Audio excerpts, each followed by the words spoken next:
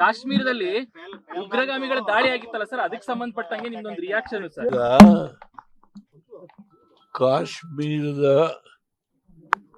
ಘಟನೆಯ ಬಗ್ಗೆ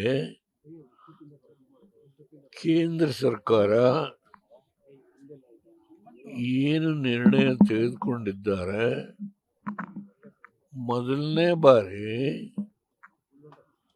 ಪ್ರವಾಸಿಗರ ಮೇಲೆ ಇಂಥ ದೌರ್ಜನ್ಯವನ್ನ ಏನು ಟೆರರಿಸ್ಟ್ ಮಾಡಿದ್ದಾರೋ ಅದು ಪಾಕಿಸ್ತಾನದ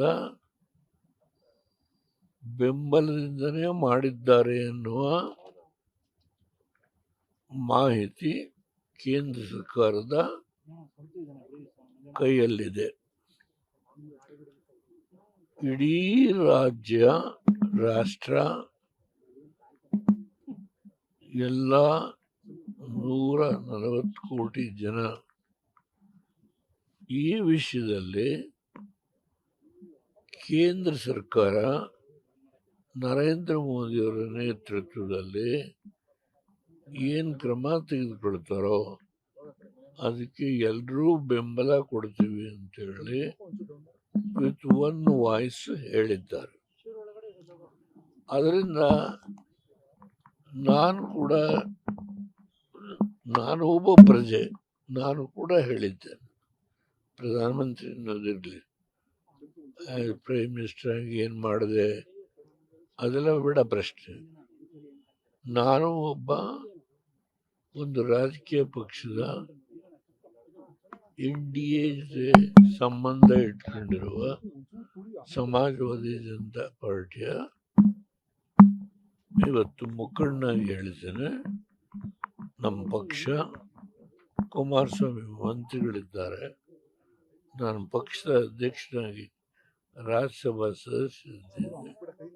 ನಮ್ಮ ಪಕ್ಷದ ಫ್ಲೋರ್ ಲೀಡರು ನಮ್ಮ ಕೋಲಾರದ ನಮ್ಮ MP ಇದ್ದಾರೆ, ಮಹೇಶ್ ಬಾಬು, ಅವರು ಫ್ಲೋರ್ ಲೀಡರ್. ಅದರಿಂದ ನಾವು ಸಂಪೂರ್ಣವಾಗಿ ಕೇಂದ್ರ ಸರ್ಕಾರ ಈ ವಿಷಯದಲ್ಲಿ ತೆಗೆದುಕೊಳ್ಳುವ ಎಲ್ಲ ನಿರ್ಣಯಕ್ಕೆ ನಮ್ದು ಬೆಂಬಲ ಇದೆ.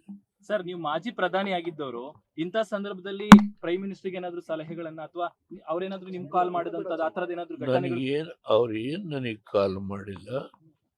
ಅವ್ರು ಕಾಲ್ ಮಾಡಬೇಕಾದ ಅವಶ್ಯಕ ಬಿದ್ದರೆ ನಾನೇ ನನ್ನ ಅಭಿಪ್ರಾಯವನ್ನ ಲಿಖಿತವಾಗಿಯೇ ಬರೆದು ತಿಳಿಸ್ತೇನೆ.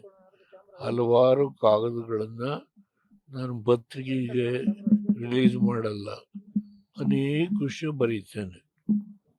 ಯಾವ್ಯಾವ ಸಂದರ್ಭದಲ್ಲಿ ನನ್ನ ಭಾವನೆ ಏನು ಅನ್ನೋದನ್ನ ನಾನು ಪತ್ರದ ಮುಖೇನ ತಿಳಿಸ್ತೇನೆ. ಏಕೆಂದ್ರೆ ಫೋನಲ್ಲೊಂದು ಮಾತು ಹೇಳಿದ್ರೆ ಆಗೋದಿಲ್ವ ಅಂದರೆ ಎಲ್ಲ ಪತ್ರದಲ್ಲೇ ಬರೀತೀವೋ ಅದಷ್ಟು ಫೋನಲ್ಲಿ ಮಾತಾಡೋಕ್ಕಾಗಲ್ಲ. ಹಲವಾರು ಕಾಗದ ಪತ್ರಗಳನ್ನು ಬರೆದಿದ್ದೇನೆ, ಮುಂದೂ ಬರೀತೇನೆ. ನನಗೇನು ಅನ್ನಿಸ್ತೋ ಅದನ್ನು ಹೇಳುವಾಗ ಯಾವುದೇ ಮನಸ್ಸಲ್ಲಿ ಆತಂಕ ಇಲ್ಲ. ಅವರ ನನ್ನ ಸಂಬಂಧ ಇವತ್ತು ನಾಳೆ ನಾಡಿದ್ದು ಅನ್ನೋ ಪ್ರಶ್ನೆ ಇಲ್ಲ. ನನ್ನ ರಾಜಕೀಯದ ಕೊನೆ ಘಟ್ಟದಲ್ಲಿ ನಾನೊಂದು ತೀರ್ಮಾನ ತಗೊಂಡಿದ್ದೇನೆ.